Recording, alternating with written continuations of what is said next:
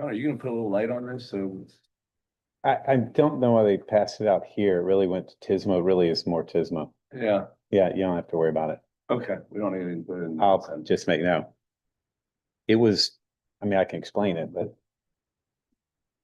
they, a former mayor of Edgewood decided to go make a presentation that undermined what the city was trying to do and presented some inaccurate information. So we had to go back, put it in the record.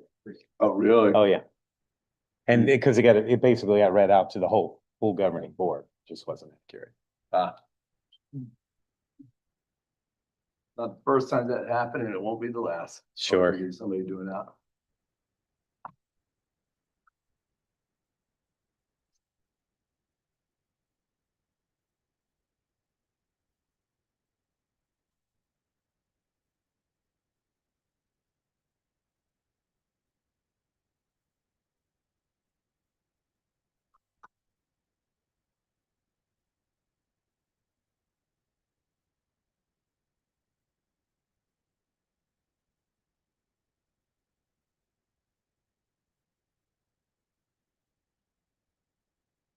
Are we operating on Greenwich Mean Time or ATTI phone time?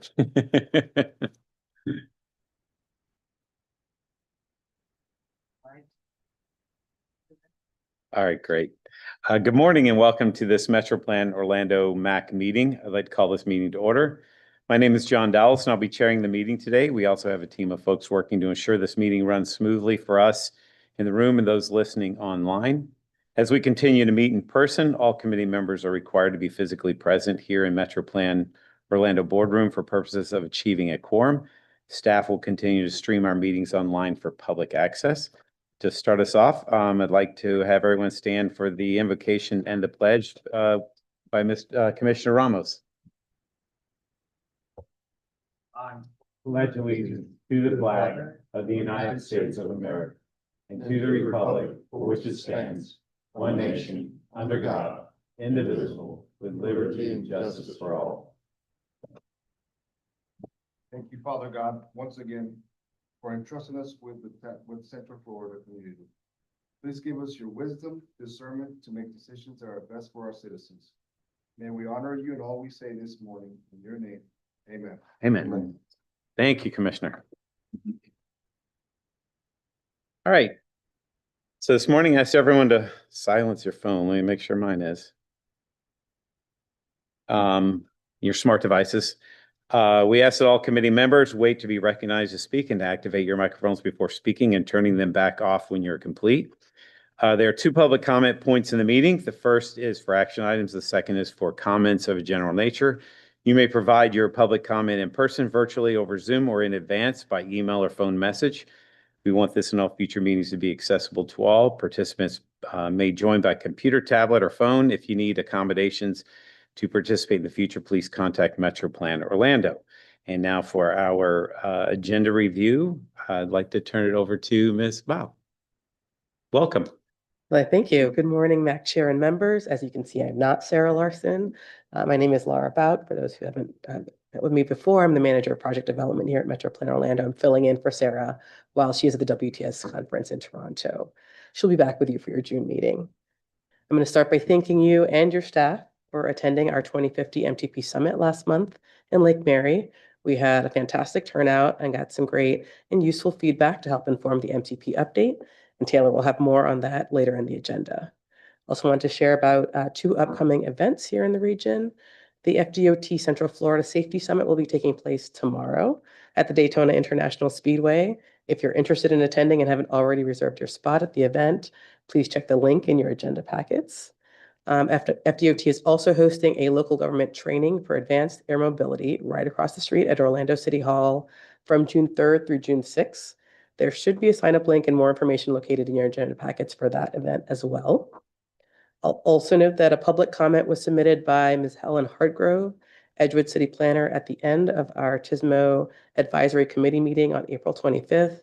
The comment was related to the need for realignment for Holden and Gatlin Avenues at Orange Avenue and Edgewood.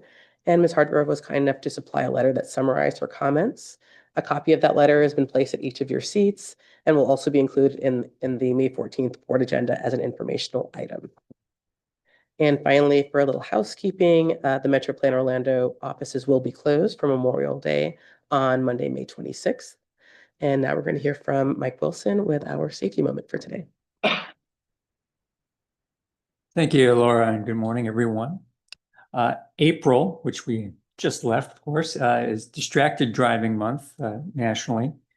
And Federal Highway Administration, NHTSA, has just released a new distracted driving video PSA. So let's take a look.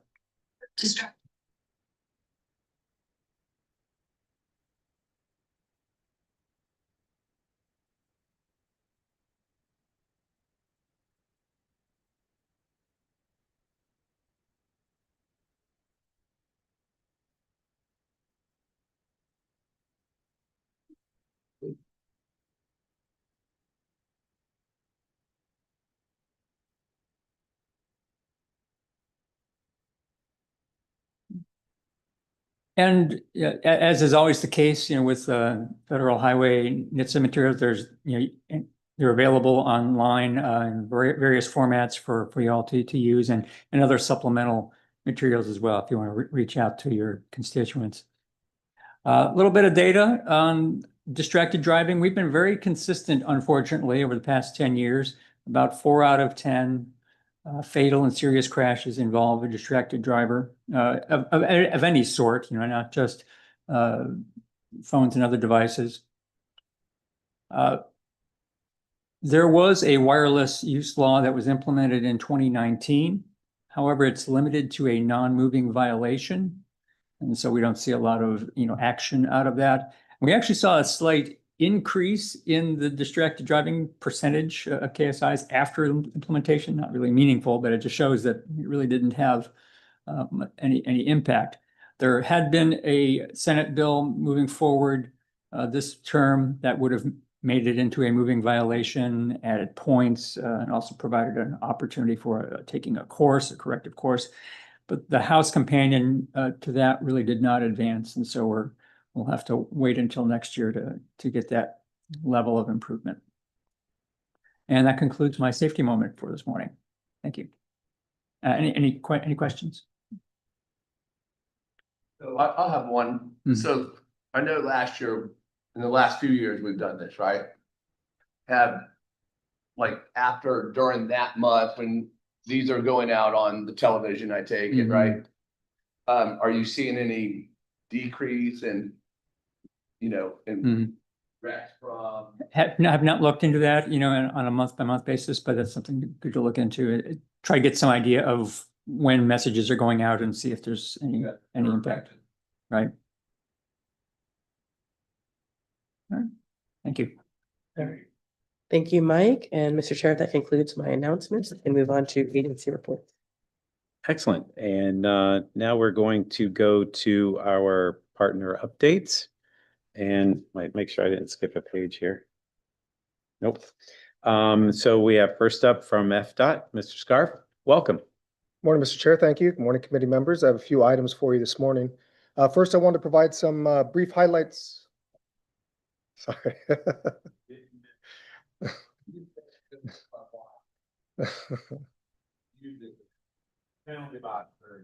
Commissioner Guthrie. Mr. Scarf, you have the We'll floor. continue. I want to provide some updates on we had the Road to Your Future transportation hiring event that was held in Kissimmee on April 30th. Well attended. It was at Osceola Heritage Park. The event brought together more than 80 transportation industry employers, and we welcomed students from Central Florida high schools and colleges, as well as industry professionals that were seeking work. Just some of those highlights: we had 601 job seekers registered, 206 were walk-ins. As mentioned, 80 industry partners. FDOT hired 7 on-site folks, and then our partners had 3 on-site hirings.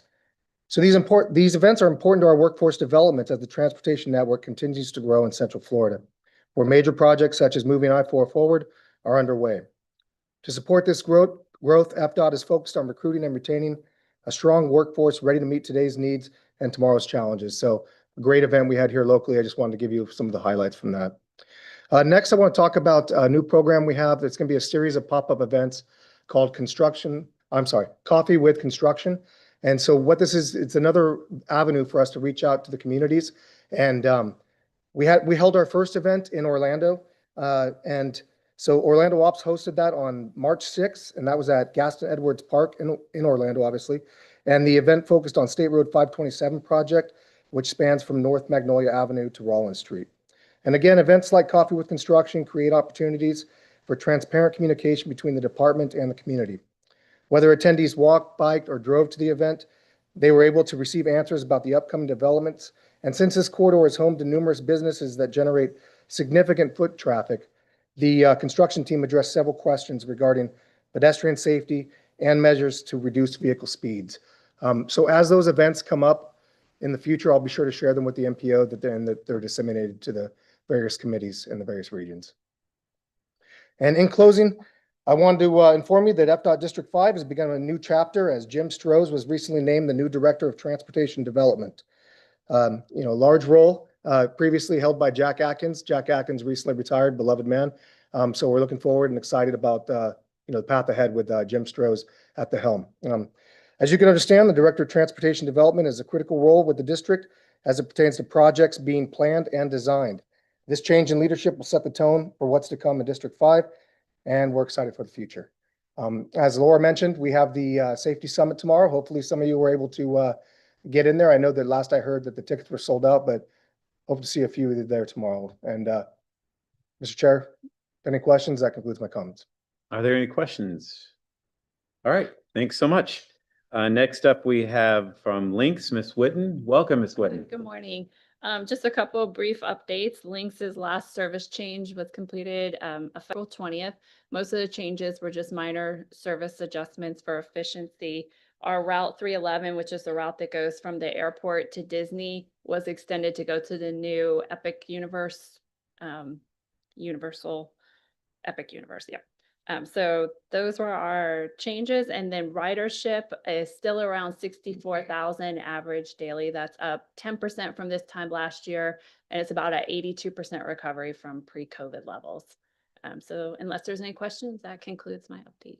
I have one. I was seeing here on meeting of interest that you're having a Central Florida commuter rail commission meeting at the Lynx Central Station. Is that including Lynx in that, or are they just using your facility? Lynx does attend the meetings, but they are using the facility. Okay, I didn't know if that was something y'all were collaborating on, or. As far I can get more information. As far as I know, they attend and participate and collaborate, and then it's at our facility. Okay, But it's not. it's just a sold on thing. Okay, thank you. You're welcome. Right, any others? All right. Thank you, Ms. Whitten. Mr. Fine, I see is not here, so if he comes in, we'll come back to that, to his report. And we are now going to have roll call. Ms. Smith? Yes, I'll ask all committee members to keep your microphones muted until call. Please say here or present. Smith for Carson, Here. Davitt, Here. Sullivan for DeCiccio, Here. Dowless, Here. Gardner, Guthrie, Here. Henson, Here. Kennedy, McCann, Ramos, Present. Sackett, Here. Slated, Smith. Here. Mr. Chair, that concludes the roll call, and we do have a quorum physically present, and I've received a request from Commissioner Scott Kennedy for an excused absence for today. Do we have a motion to excuse Commissioner Kennedy's, Second. Commissioner Sackett, Mayor Henson? All in favor, say aye. Aye. Any opposed? Hearing none, please show that adopted. We now go in public comments on action items. We'll hear from the public comments on action items. We ask that you provide your name, address for the record, and please hold public comments to 2 minutes or less. If any member of the public wish to comment and are joining us virtually, please use the raise hand function, and you will be recognized, or dial star 9 on your phone keypad. We'll send you a prompt to unmute your mic. If you need accommodations to participate in the future, please contact Metro Plan Orlando. Do we have any joining us virtually? We do not have. No any- hands raised Okay. online, And do we Mr. have- Chairman. And do we have any in the room? We have not received any requests. And any written comments? Great. Moving right along to the action items then. We first need to approve our minutes. Are there any changes or edits to the amendments, to the minutes? Do we have a motion to approve? Mayor Henson, second by Mayor Sladek. All in favor, say aye. Aye. Any opposed? Hearing none, please show that adopted. Our second is our bylaws review and nominating subcommittee, which there might be a couple of folks here who've served on them before, but we established the subcommittee to view the MAC bylaws, to make any edits or changes, and they also nominate our next slate of committee officers. Ms. Bauk, if you'd like to provide some background, you're more than welcome to. Sure, thank you, Mayor. The bylaws for the MAC are reviewed every 2 years in conjunction with officer nominations. The subcommittee is formed at the May MAC meeting to meet in advance of the June MAC meeting to discuss any possible changes to the bylaws and to determine a chair and vice chair for the committee to vote on during the next meeting. The chair and vice chair will serve a 2-year term beginning at the June 26, 2025 meeting and will serve until July 1st, 2027. As you know, your current chair is Mayor John Dowlis of Edgewood, and the current vice chair is Commissioner George Smith of Lake Mary. The MAC laws have remained unchanged since they were last revised in 2021. The subcommittee is comprised of 3 to 5 MAC members, and in the past, there has been at least 1 member from each of the 3 counties. However, with the recent reapportionment of the Metro Plan Orlando Board, there are no MAC seats within Osceola County. Thus, there should be appropriate representation from the 2 remaining counties, Orange and Seminole. Those are my comments.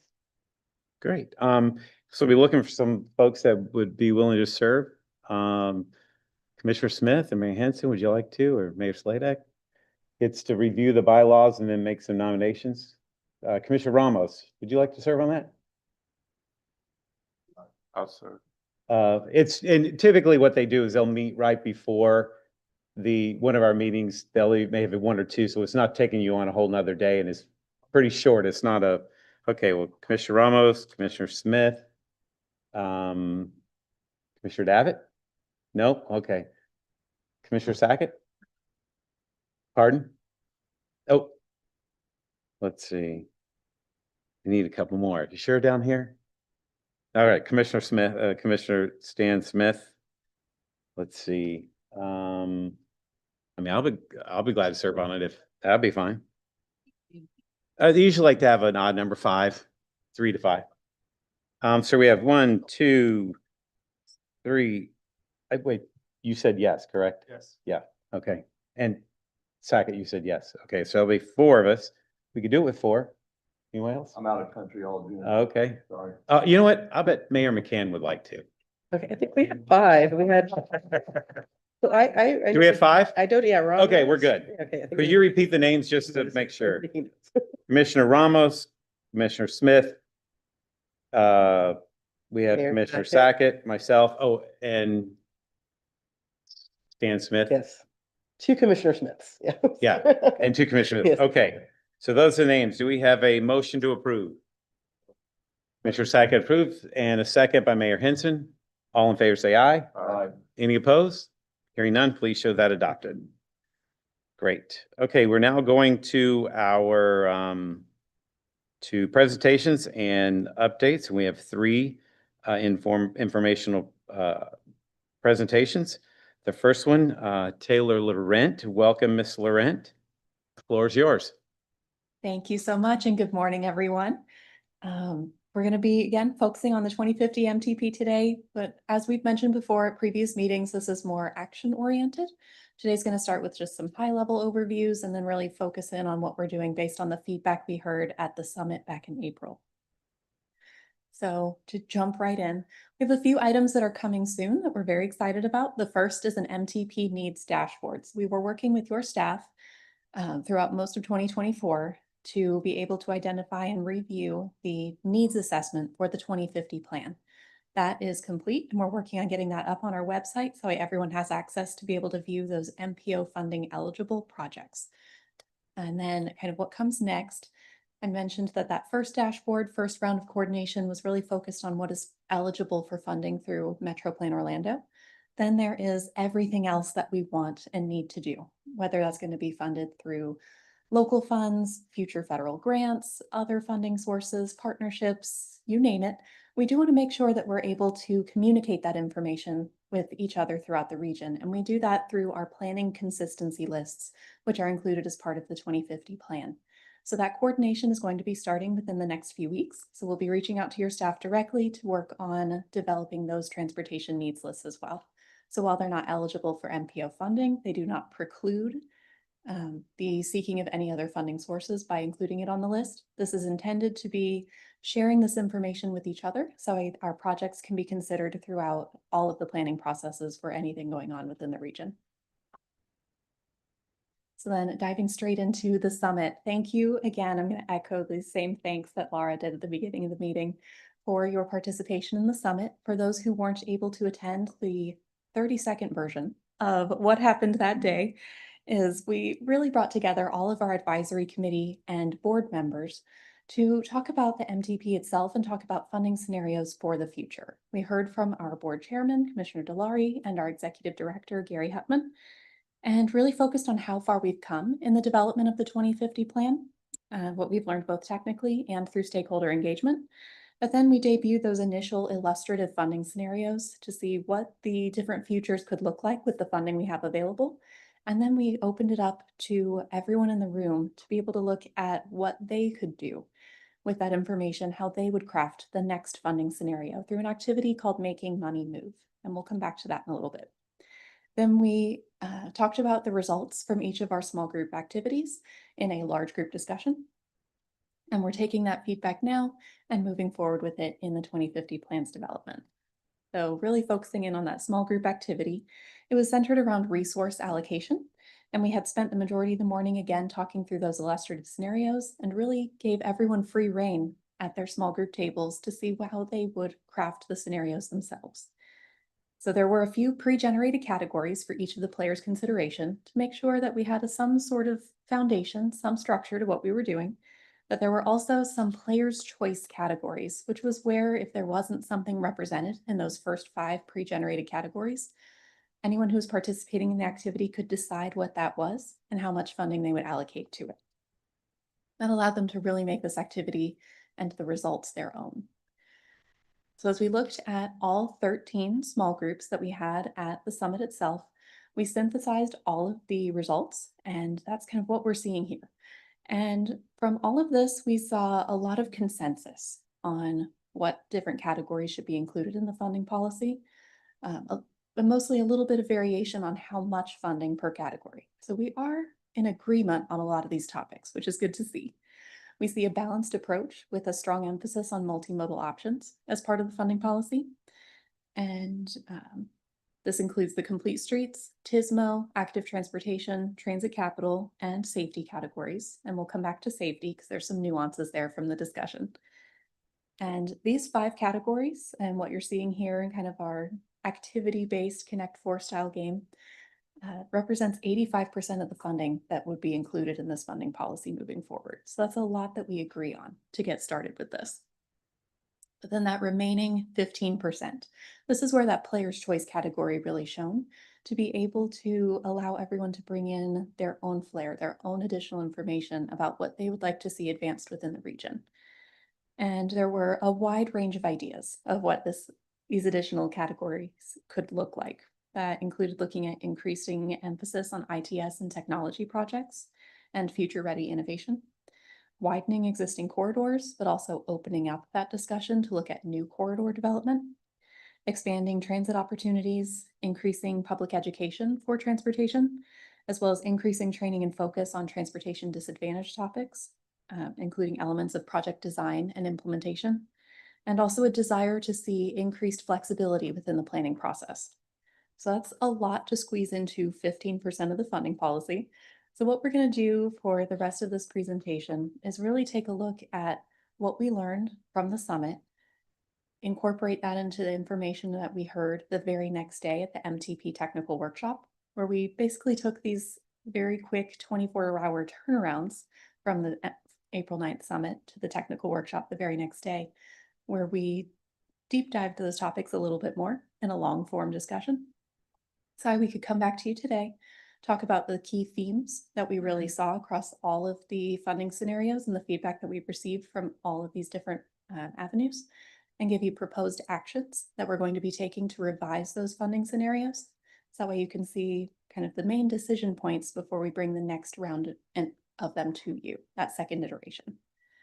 So are we ready? We're going to dive in. There's 9 of them. So it's a little bit of a slog, but we will get through. All right. So starting off, reflecting on that funding scenario called status quo. This was the first one, the what if everything stays the same as the 2045 plan version scenario. So this was again established in the 2045 plan. And based on what we were hearing, it seems that it's time to see that policy evolve. So we're recommending that we retire the status quo scenario, meaning that we will have a new funding policy for the 2050 plan, but we will still see that status quo scenario as a form of comparison. As we look at new scenarios, we'll say, was this more advantageous to certain areas, less advantageous to certain areas compared to the status quo? So we have one normalized item to compare to, one stable item. That would be the only place where we would see status quo moving forward. So I mentioned we were going to come back to safety. Now it's time. So safety was broached in a variety of different ways, both at the summit and in the technical workshop. And we've been talking about safety a lot here through this planning process as well, and in your committee meetings.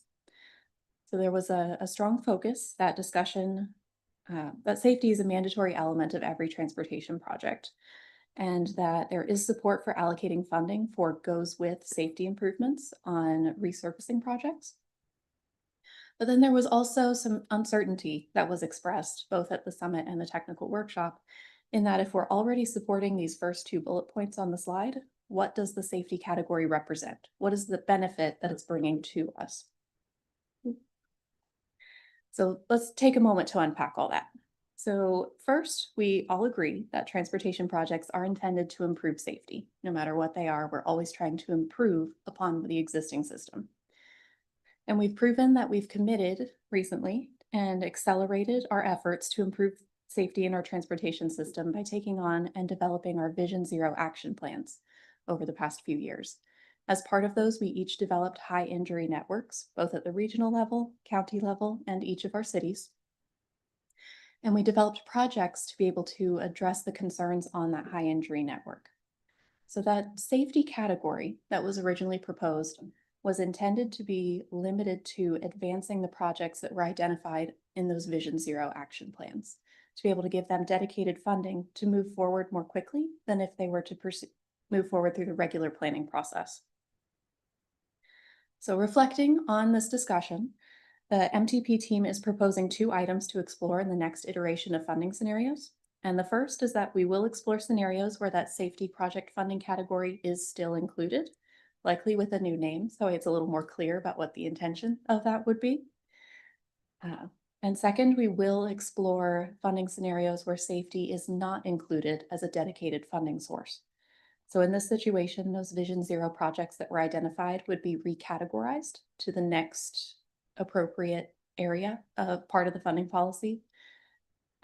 And then they would be funded in the order of priority level after that point. So thinking about that, if it's the number 1 project on the safety list, let's say it's TSMO, a TSMO related project. If that safety category goes away, that project would then be moved to the TSMO list, where it may not be number 1 anymore because it's competing against a larger amount of projects. It could be number 35. So let's say we have a TSMO project and it's the number 1 priority on the safety list. If we no longer have a safety list, then we don't want to lose that project. So we move it to the TSMO list. So that's the best place for it. It may not be number 1 on that list. There may be higher priorities in terms of TSMO in general that would be advanced before that safety project. So that's what we would be exploring in the next iteration of funding scenarios, if that is the desire, to be able to see what the repercussions of that decision might be. It could be it comes in as number 1. We're asking that question ourselves to see what those results could be. I want to share the potential implications with all of you as well, so we know what we're walking into. Any other questions about that? Okay, so we are committing to exploring the options today. That's all we're asking. So then the next kind of bigger topic that has come up multiple times here in these committee meetings, but also through our surveys and our discussions at the summit was widening. And in previous presentations, you've heard me say that this is kind of a 50-50 split for everybody who talks about this. And there are strong opinions on both sides, and all of those opinions were present at the summit as well. So nearly half of the small groups raised the desire to use funding for eligible widening projects or the construction of new roadway facilities. Widening was not one of those pre-generated categories. It was a player's choice that came up at nearly half of the tables. So that's where this conversation and this topic is coming back for us. So one of the first set of funding scenarios that was developed, one of those illustrative scenarios, did include a widening option to allow us to talk through what this topic could be and what the implications of including it might involve as well. So for those of you who were looking through your agenda packets or maybe scrolling through it right now, it was scenario 5 as it was presented at the MTP Summit, and that is included in your agenda packets under tab 2, just in case you want to take a look at it again. So looking at that and kind of knowing a widening project typically costs, I'm going to round today, about $10 million per mile to widen by 2 lanes. We need to really ask ourselves, do we want to dedicate 25% of our funding policy, which would equal about $10 million, to widening 1 mile of road per year? So when we think about the level of impact, the benefits that we're getting. I started, you maybe like 3 years ago or so. No, probably longer than that, 5 years ago. And I remember the cost being $5 million per mile. Now you're saying it's 10 million? Just for construction for 2 mile and adding 2 lanes to a road. Yes, we've seen that level of cost increases. Maybe it was a single lane then that I was getting quoted on 5 million. Mm-hmm. Has there been a big increase in the cost of materials in the last few years to create roads? To the point where we amended our 2045 MTP with an entirely new cost model because it needed to be brought into the new world that we live in today. Yes. Yeah. Thank you. Sorry to bust in. Oh, no problem. I'm happy to answer questions as we go. Any other questions before I talk about proposed actions? Okay, so kind of with that frame of reference, we are going to continue to explore what funding scenarios could look like if they do include that dedicated funding set aside for widening projects and new road construction. So we'll be able to see what that looks like if we do put 25% of funding to do 1 mile of roadway widenings, or what happens if we don't. We'll have those options to be able to look at and talk through.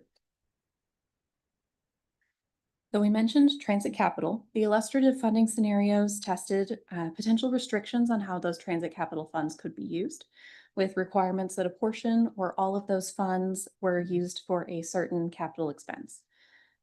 At the summit, we heard by and large that the transit capital funds should be available for broader use, not include any further restrictions than what is already limited to capital funds right now. And that capital funding restriction is not something we can change. That is due to the type of funding that we're talking about here. So that's not something I can change. One question that did come up at the summit and in several of the small group discussions was about rail expenses and whether those are considered eligible expenses under the transit capital category. To clarify that today, yes, they would be considered eligible expenses. For both Lynx and Sunrail, if and when Sunrail is incorporated into the Central Florida Regional Transportation Authority. So in terms of the next funding scenarios, excuse me. So in terms of the next funding scenarios, we are going to be exploring those options that do not restrict transit capital funds moving forward. Let's go to that Sunrail part again. So like I get a good understanding. So when the Sunrail is going to come into and be part of Metro Plan, is that what you're saying? The Central Florida Regional Transportation Authority, which is one of the formal names for Lynx. Right. Or, I'll take a stab. yeah. Thanks. So I'll be really clear as it relates to utilizing the Metro Plan Orlando urban attributable funds. They're for capital only. So as it relates to those funds, they can only be used for specific eligible expenses. So historically, the funding policy has been allocated to Lynx, and Lynx has utilized that for primarily bus replacement, but also for some other eligible capital. As the region takes on Sunrail and as our local partners kind of take on Sunrail and the financials associated with that, there will be capital expenses as we buy new coaches and locomotives, replace coaches and locomotives, update stations and such. These costs are eligible to fund those types of expenses as well. So again, there's the tradition, the history, but as it relates to the expansion of transit service in our region, these funds may also be used for passenger rail related or commuter rail related capital expenses. So I think that's just it came up through many of the discussions. We're only buying buses. What about Sunrail? So we've done some of that research, and it is eligible to be spent both pass through to Lynx, but also to cover again commuter rail or eligible rail capital expenses. That would all be prioritized by the Metro Plan Orlando board. But this is just capital infrastructure. As it relates to operations, no, Metro Plan Orlando will not be taking on, the commuter rail operations. There are discussions, and we can provide some information about kind of where that stands another time as it relates to the Sunrail transition from FDOT operation, under the Commuter Rail Commission. There's a transition plan and transition in place, which is slowly putting that towards the Central Florida Regional Transportation Authority, DBA, doing business as Lynx, our region fixed route bus operator. But so I hope that provides more than you asked for, but I think it answers the question. Funding won't be for offsetting the cost of ridership, right? Correct? The funds can only be used for eligible capital expenses. They Okay, cannot be so it used has for to be, operations. it has to be a train or. Correct. You can buy the locomotive, the coach car. You can't pay for the fuel or the conductor, the salary, of the conductor or other operating expenses. This is pure capital. That's federal and state statute. So this is us working within the eligibility aspects of the law to accomplish a regional need. Again, historically, we have I think 20% or greater slice of the pie goes to Lynx between 8 and 10 million a year. They utilize that again for bus replacement to meet their transit asset management requirements. But again, it can be used for Sunrail eligible capital expenses as All well. right, so that's going to come out of the 20% that we give to Lynx. Not necessarily. We're going to be testing that. I'll hand it back to Taylor. Okay, That's what we're going to be exploring moving forward. kind of clear as mud, but thank you. No, I'm just joking. Not as clear as mud. I'm just joking. Yeah, so there's a couple nuances to the funding policy. We need to know what categories to include, which is the bigger question to start with. Then once we've settled on what those categories are, how much funding is dedicated to each category. So it's two folds of questions. Right now, we're focused on changes to the categories. Not next meeting, your June, July committee meeting cycle. That is when we'll be coming back with the next iteration of funding scenarios, so you can see what the categories are based on the actions and feedback that I'm hearing from you all today. But also what those percentage allocations could look like and what the tangible comparisons and impacts could be. So just like what you saw. May I ask a question to expand a little on Mr. Guthrie's question? When you talked about capital expenses, you talked about physical equipment. What about the expansion of the east-west Sunrail line? There's going to be a lot of expenses that wouldn't normally be covered, such as acquisition of right-of-way, physical construction of the rail lines, which don't fall in the same category as buying new train cars. Are those included? That one, I will need to confirm unless Alex knows offhand. Alex is nodding yes, so I'm gonna go with yes. So Mhm. expansion of the rail line is a capital expense that would fall in this category. Mhm. Yes, it's the priority of the Metro Plan Orlando Board. Thank you very much. Yeah, so I'll say that into the microphone. The answer to your question, and for those online, yes, if it is considered a priority by the Metro Plan Orlando Board upon adoption of this plan. Thank you. All right, so in the next set of funding scenarios, we will be looking at kind of what that looks like if we're not restricting those transit capital funds any further than just the capital requirement. And we'll be adjusting that definition in the primer handout, which is also included in your agenda packets. We gave you just about everything. So that way we can make sure that that's clearly communicated to all, and we know what we're looking at with those next iterations. Jumped ahead on my notes. Okay, so active transportation was another topic. There was wide support for being able to set aside funding for active transportation improvements, but specifically underneath that for a school mobility program, which would allow the MPO to be able to assist with cost overages on FDOT safe routes to school projects within our region, or to accelerate the construction of critical sidewalk improvements near schools. This is a program that we've had the past 5 years that we've been able to see has been well accepted within the region and well utilized. That's something that would be proposed to move forward, and seeing the support for that is kind of a good sign to see that included. Several of the small group tables did have different discussions on restricting or providing other restrictions to that active transportation category. Some of the tables wanted to see that very broadly utilized, so saying that all active transportation related project types could be eligible. That would include trails, sidewalks, crossing improvements, other types of projects like that. That is not an exclusive list. While other small groups expressed a desire to only use those active transportation funds for the school mobility program and regional trails only, and not fund other types of projects through that modal category. So kind of seeing and hearing the different perspectives on this, the MTP team is proposing to, one, include the school mobility program in all future scenarios under the active transportation category, since we were seeing some consensus on including that. And then where we saw that little bit of question, how do we best utilize these funds? What projects are best to take through the federal funding process?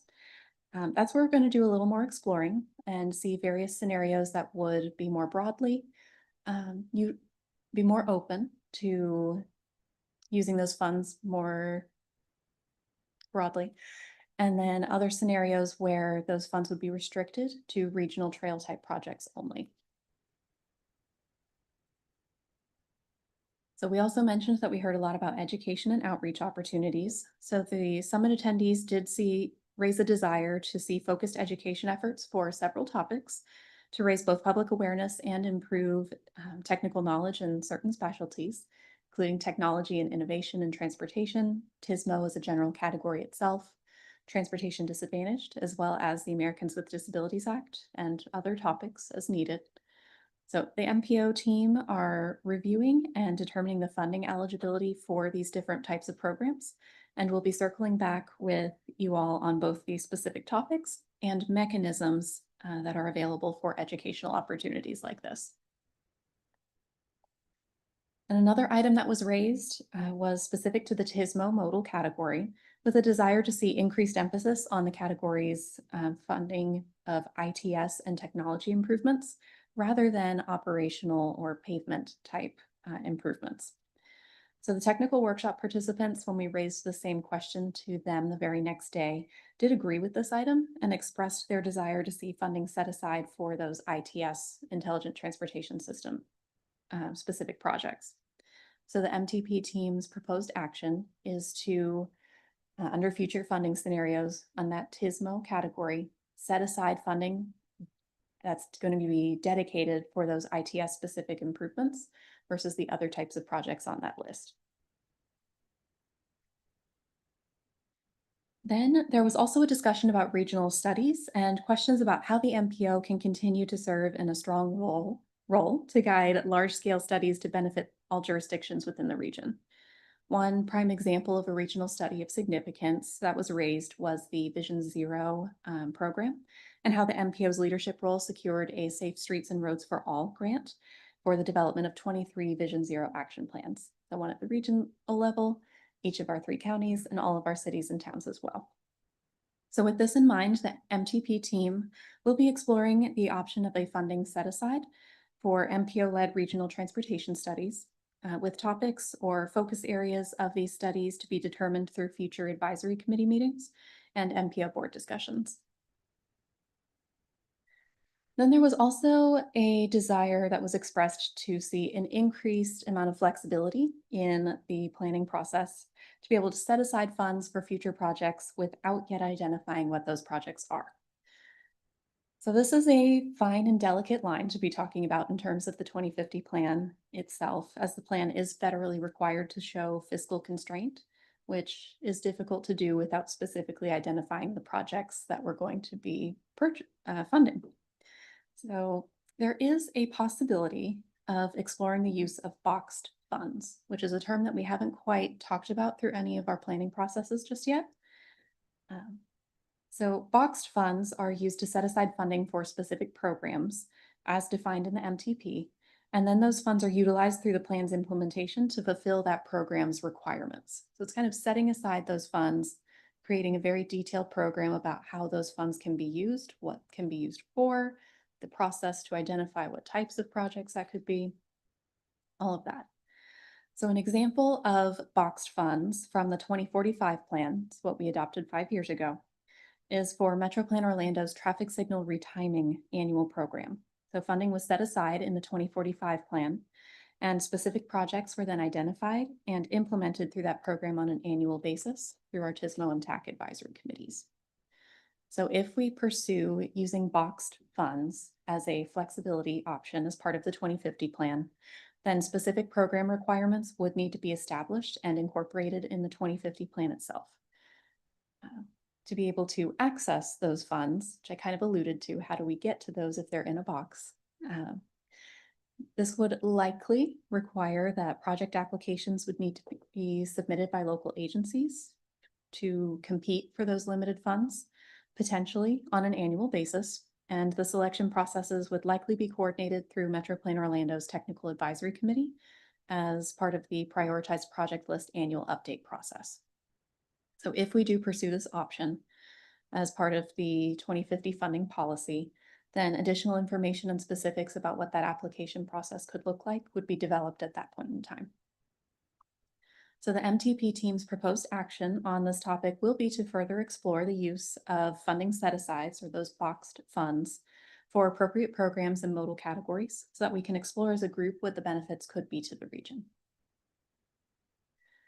So that was a lot to go through. I'm going to summarize the key actions here on this slide, and then we can open it up for any other questions, discussion, or comments that you'd like to see as we look to take these actions and implement them to adjust those funding scenarios, and then bring back the next iteration for your review. So the quick summary: status quo is going to be used for comparison purposes only. The safety category is going to be renamed and redefined so we know it's specifically for those high injury network projects. And we're going to be exploring some options to both include it under its new name or exclude it and see what happens to those projects in terms of prioritization and their level on the how quickly they can be funded. We are going to explore that widening and new roads as a potential new funding policy category. Transit capital will be unrestricted, so just capital in general for transit purposes. That active transportation category will include the school mobility program moving forward in every scenario. And then we're going to explore some options where the rest of the active transportation funds not set aside for the school mobility program could be restricted to regional trail projects or left more broadly open for other types of active transportation improvements. And also looking at that funding set aside for ITS, Intelligent Transportation Systems projects, under the TISMO category. We're going to look at a funding set aside for those MPO-led regional studies, like the Vision Zero program as an example. We're going to be reviewing those boxed funds, those set asides for the appropriate categories to try and bring in a little more of that flexibility that we're hearing if people want. And then we're going to continue our research on the funding eligibility for educational programs and other mechanisms to incorporate them. So that's a lot this morning. Do we have any initial thoughts or other questions? No, we've been discussing them as we go. Just one for me for consideration. I mean, in this case, it doesn't matter, but status quo versus maybe stay the course. Mhm. That's a little bit different connotation when people hear status quo in traffic versus stay the course. Because I don't think what MPO has been doing by any means is missing the mark. I think with what we had is pretty good, and the way that the changes are made. That's just it's just Mhm. an image or a branding type thought. Okay, any other questions? By the way, for anybody, did anybody else go to that meeting? It was excellent. And I think what was so great about it, I mean, I got to tell you, everybody, while a lot of the stuff goes on here may only deal 5% with your city, you've got to be in the room when the time comes. And this was one of those times to be in the room to be able to get your priorities there, because you could tell, depending upon where people live, what they were really advocating for. And this committee has to put all that together and try to come up with a consensus, which is not easy. So compliments to the job that y'all did there, but that's the importance of those meetings, to make sure you're in the room. All right, any questions? Thank you very much. Right. So And I recommend everybody stay plugged into the process, because this is a big deal. All right, Well, thanks thank so you. much. Speaking of the process, you will be seeing those revised scenarios in your late June, early July meeting. I don't quite remember the next date. Laura will have that for you later on. But we are well on track to being able to build consensus this summer on that cost feasible plan, the preferred funding scenario for the region, to be able to adopt the 2050 plan by December of this year. Yeah, Actually, I lots of- do have a quick question. I was Hey, thinking about Faye. doing it later. So on the new category for new roads and widenings, is that, there was a very big diversity of opinion on that. Is that the reason for putting it in its own category? Or is it to increase the size? Because I was one of the people who thought, like, don't build new roads and don't even use that as a category. And like, here it is. So I'm a little bit like, oh, surprised, I guess. That's where we keep coming back to that strong opinions on both sides. We're Right. hearing it from all of these different avenues. So it's something that historically Metro Plan Orlando has not funded widening projects for the past 15+ years, which is why it wasn't originally included as part of the first set of illustrative funding scenarios until we brought the survey to our advisory committees and our technical workshop participants. And that's where it came back really strong. We're like, okay, let's look at it. So of the first 5 illustrative funding scenarios, there is one that included, it was either 10 or 15%, I don't have that number in front of me, of funding dedicated for widening, which was just over 1/2 mile of widening per year. So we wanted to see what those impacts could be and be able to look at that together for everyone that was at the summit, that participated in the technical workshop. That's why we included the handouts for your agenda packets here today as well, for people who weren't able to attend, but we still wanted you to get that information. Just look at the tangible outcomes. So it's easy to look at the percents, but not know what that means. What can we get for that percent? So that's why we're still hearing a lot of strong thoughts and opinions. So we're going to be continuing that discussion moving forward, and we'll see where we land. Well, something to add to that, I was here before the mouse was. And during a press conference, a reporter stuck a mic in Mr. Disney's face and, well, Mr. Disney, you went through this in California. What's the best suggestion you can give us, Central Florida? What do we need to do? He said 2 words: build roads. And that just stuck with me. It stuck with me forever. That he just build roads. And somebody came back and said, well, what do we need roads for? We have I-4. So as we think about that widening question, we'll be unpacking this more in the future. but it's what is the best type of funding to be able to build those new roads? Is it the federal funding through Metro Plan Orlando? Is that a special grant for a single project? Is that through local funds, state funds? We want to be looking at what is the best use, or as we're discussing the 2050 plan, we're asking the question, what is the best use of the approximately $40 million that Metro Plan Orlando is able to allocate to projects within our region? Anyone else?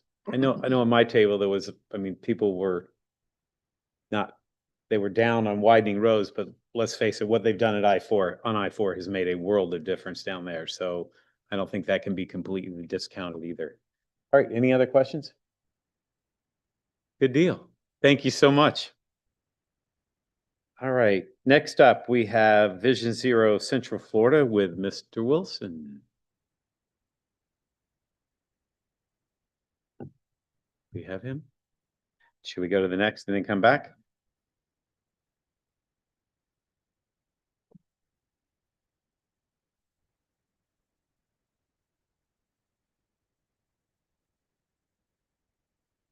A woman of many talents. Welcome. I'll put on my other hat. Good morning. Just want to give you all an update on where we are with our Vision Zero planning efforts here in the region. As you all know, we were awarded a Safe Streets and Roads for All grant back in February 23 that we utilized to develop both the regional Vision Zero action plan as well as local action plans for every jurisdiction here in the region. We adopted that regional action plan back at our September board meeting, and all of the local action plans have been completed in 21 of 22. Those have been adopted. We also have ongoing demonstration projects that are going on in each county. Up in Seminole County, we have deployed a software at 15 intersections using existing cameras, and it's sort of AI powered, looking at where there are near misses. Here in Orange County, we are developing a bicycle safety education program that's geared towards middle school students. And then down in Osceola County, we have a team that's been looking at some systemic safety improvements we can make to improve crossing safety. So we are continuing with those. They'll be wrapping up over the summer, and we'll be back to present some of the findings at a future update. We were also awarded a grant, another supplemental planning grant back in November of last year. With the funding for that grant, we're intending to continue some of the outreach we've been doing, safety-related outreach. We were planning to update some of our crash data analytics.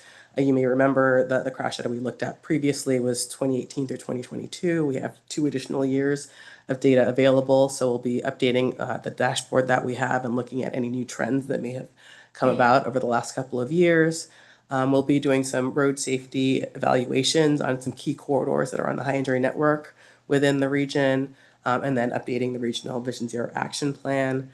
That grant is currently on hold, along with a slew of others that don't have executed grant agreements, as the feds are reviewing some of the requirements that have changed and to reflect the priorities of the current administration. And then there's a NOFO that's actually out right now for another round of grant funding. As a reminder, all of you that have adopted plans are eligible for implementation funding. We know at least the Osceola County is planning to pursue, I believe, a grant. And if any of you are thinking about pursuing a grant and would be interested in getting a letter of support, please reach out. We're happy to do that. We have a new reference available, our quick build guide there. These 3 were all references that are helping our local agencies as well as staff here at Metro Plan Orlando identify project delivery methods for improving safety. The quick build guide in particular is really a way of accelerating project delivery that can help agencies implement infrastructure projects using low-cost materials that can be installed quickly. A quick build program can be quite powerful. It's a way for you to implement a project using those lower cost materials and potentially see how they act if you need to revise the design going into making it a more permanent project, if you want to leave it as it is. They can also be powerful because if you have sort of local forces that can deliver the project as opposed to needing to hire a contractor, it's a way to get those in the ground quickly and see how they perform. So this, on the left-hand side of the slide, we have an overview of the chapters within that guide. And can be, if you're thinking about implementing a quick build program or even just a quick build project, recommend that you have your staff take a look at the guide.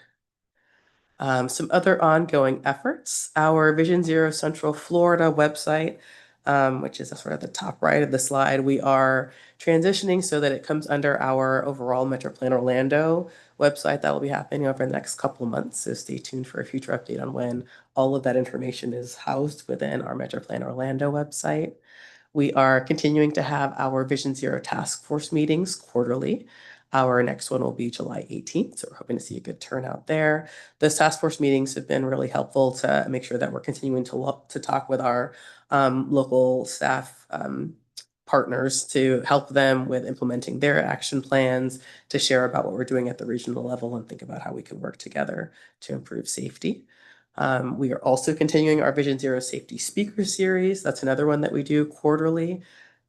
We actually had our last Safety Speaker Series webinar on April 15th. That one focused on how we as sort of planners and engineers can best collaborate on traffic calming installations with our emergency responders to make sure that we are trying to meet our speed management goals without negatively impacting response times. That was a really interesting webinar. If you use the link that's at the bottom of this slide, it'll take you actually to our series of Vision Zero Safety Speaker webinars, as well as all the task force meetings, if you ever want to catch up on those. And then we are also continuing to collaborate with FDOT in a number of ways. Over the last several years, we have been participating in one of the safety coalitions, the Bike Ped Safety Coalition, to be specific, attending those meetings that occur on a quarterly basis. But there are a number of safety coalitions that FDOT actually hosts throughout the state. And so now our safety-focused staff here at Metro Plan has been either attending in person or sort of listening in or reading minutes, just to make sure that we're apprised of all of the conversations that are going on in the safety space here in the state. And then more locally, we talked a little bit about the Central Florida Safety Summit that's going to be happening tomorrow. That'll be sort of an update on what has happened since they introduced that plan last spring. And within that plan, there were a number of actions, and they have identified some focus groups that are working on implementing each of those actions. So we have staff that's working on groups in each of those three focus group areas to help implement those actions and make sure we're supporting the state and therefore supporting safety here in the region. And with that, I'll be happy to answer any questions you may have. All right, any questions? Got a quick one. Mayor Shalita? A lot of these planners have to have continuing education credits. Are any of these cool like the webinar you were mentioning with like the safety and the slowing down the traffic and that intersection, are things like that? Yes, we've been working to try to get them yes, credit? for AICP credits. Okay, to make cool. them Glad to hear it. credits. Thank you. Absolutely. As a related issue, we just had a ribbon cutting for our one of two wheel parks. And we have a safety, little bicycle safety village concept in that. And it was extremely well attended. And one of the local bike shops said it's probably one of the best in the Southeast. So I thought that was of note. You may notice my face. Like I live 5 minutes away from that park. We've already been there a few times this week. So thank you, Mayor. Anyone else? All right, thanks so much. You did well in pinch hitting there. All right, next up, Alex, Mr. Trauger, welcome.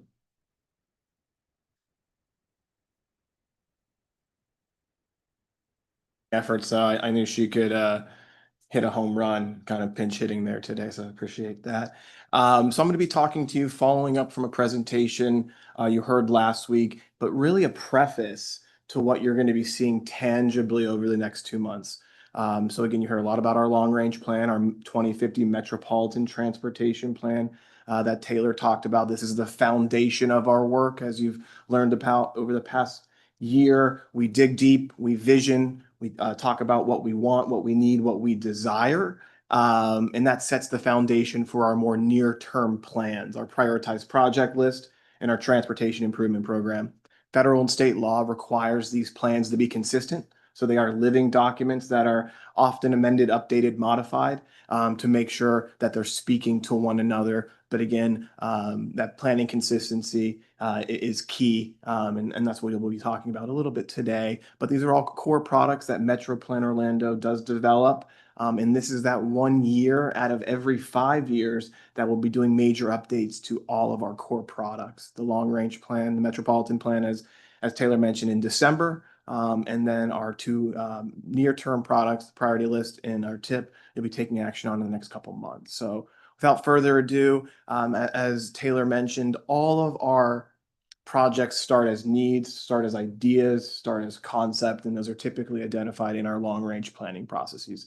A lot of what you're seeing coming out of the ground today, construction projects, were identified, in long-range plans decades ago and have followed this project development process to go from idea to implementation. So I won't spend a lot of time going through each of these, but it does connect our planning products. Again, the need identified in a long range plan. And then as those projects are funded, paid for, designed, you'll start to see those projects develop more tangibly until they lead to the barricades, the construction aspect of the project. So as it relates to our core products, I'm going to start with what's happening now, and that's our transportation improvement program. This is something that you often see amendments to as action items at probably 5 of your 8 municipal advisory committee meetings in any given year. But this is the state of Florida's and our region's transportation improvement budget. Like your city's capital improvement plan,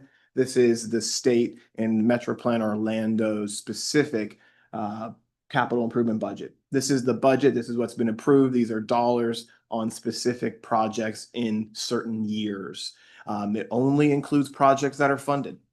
So if you don't see it in the plan, for one reason or another, it is not funded in that snapshot. It is a rolling 5 years. So as we go into the next year, we close out this year, roll it forward, and keep progressing. So again, this is a dynamic and fluid document, but it covers projects and phases that are funded over the next 5 years. And our transportation improvement program is a 3-county subset of the state's 67-county statewide transportation improvement program. So our work here feeds into a larger statewide transportation budget.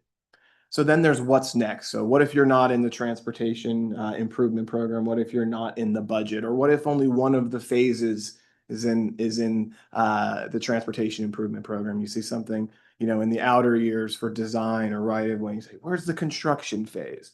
That's our prioritized project list. This is Slade from my team affectionately calls it the on deck circle, but it really identifies what's next for each priority project. And each project, based on project development and those phases and the steps or the track it needs to go down, or the path rather that it needs to take, may require the project to have a longer duration, have a couple extra steps, more environmental review, more right-of-way acquisition possibly required. So each project has a different path, a different course of action. And that's what's represented in our prioritized project list. So if you see a phase, only one phase, in the transportation improvement program, because that's what's funded, that's what's approved, the prioritized project looks beyond that. So the transportation improvement program is today, this year, in the next 4 years in advance of a 5-year window. Our prioritized project list picks up in year 6, making sure that nothing gets lost along the way, especially as costs increase, projects defer, delete, and evolve. Our prioritized project list is a mechanism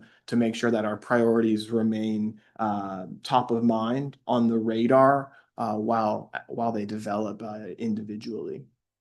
So again, it identifies unfunded phases. And again, it's categorized, and these projects are ranked consistent with our board's policies. And all the current priority list and transportation improvement program that you're going to see at your next couple meetings will be based on our currently adopted 2045 plan.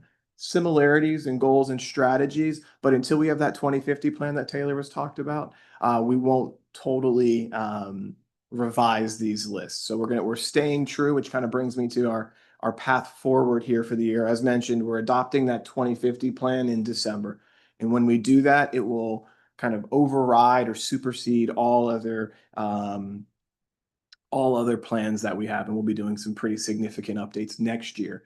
But this year, over the next 2 months, as it relates to our prioritized project list in the Transportation Improvement Program, it's really a maintenance year for us, a stabilization year for us.